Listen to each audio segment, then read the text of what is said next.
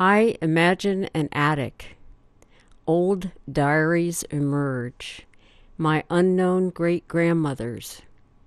Their secrets and troubles, their visions and terrors, all the yellow pages still legible in tiny letters. Their cries and laughter have long since sunk into the bloody earth, stirred into the ocean salt of the sea their children crossed. I dream I am walking through a field of their voices like ripe wheat, and the wind whistles into my ears their stories and songs.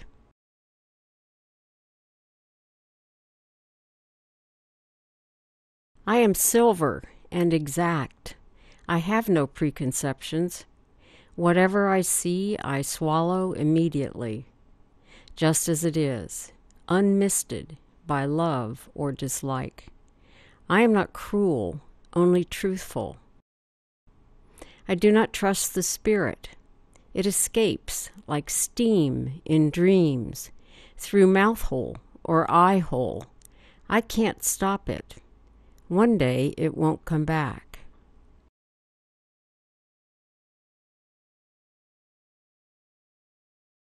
In the dream, the string was broken, and I was trying to pick out its beads among all others. The large coral beads, the beads of turquoise and ivory, these were not mine.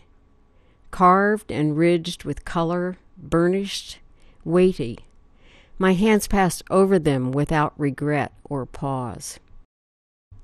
The tiny ones, of glass, these were mine. With trembling fingers I lifted them into the jar my other hand cupped closely to one breast. Not precious, merely glass, almost invisible.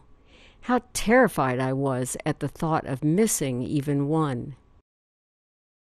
While I live, I thought, they are mine to care for.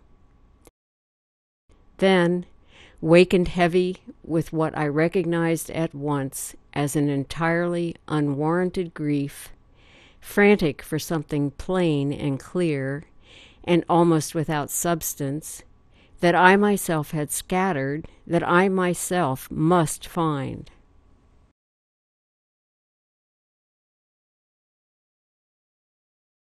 You left the way you came, in a month of vagrant leaves, the whole of winter shuffling into sight, its white hospital gown just visible beyond the emptying trees.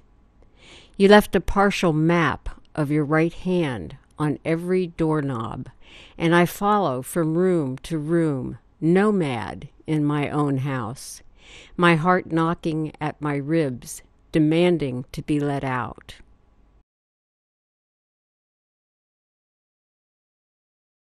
Widow! The bitter spider sits and sits in the center of her loveless spokes.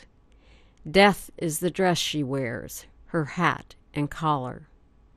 The moth face of her husband, moon-white and ill, circles her like a prey she'd love to kill.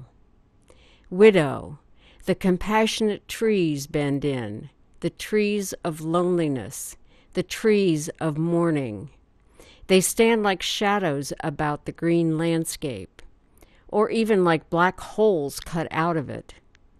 A widow resembles them, a shadow thing.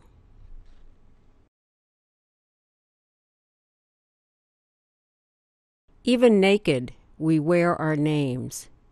In the end, we leave them behind, carved into desktops and gravestones, inscribed on the flyleaf of Bibles. My grandfather gave me a name in Hebrew I never heard, but it died with him. If I had taken that name, who would I be? And if he calls me now, how will I know to answer?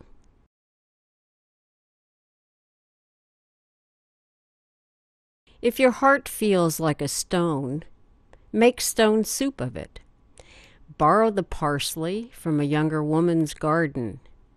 Dig up a bunch of rigid carrots. Your own icebox is full of the homelier vegetables. Now cry it into a pot. When he comes home, serve him a steaming bowlful. Then watch him as he bites into the stone.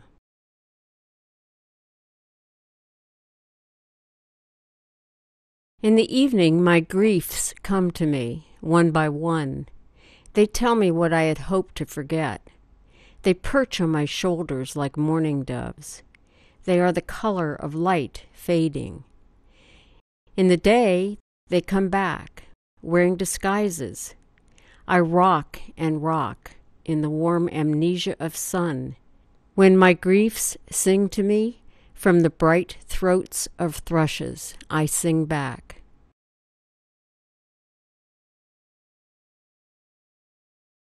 We gazed at the perfect, gleaming, covered bowls of fine porcelain, painted with willows bowing into calm water, with boats drifting in casual elegance down a calm stream where laughter floats like confetti unknown to gravity.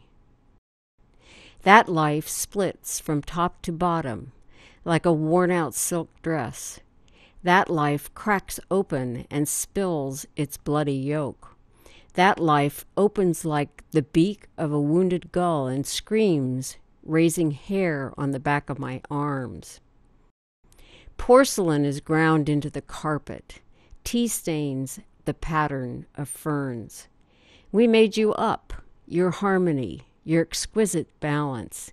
The glitter we saw was not faceted diamonds, but salt drying on a bruised cheek.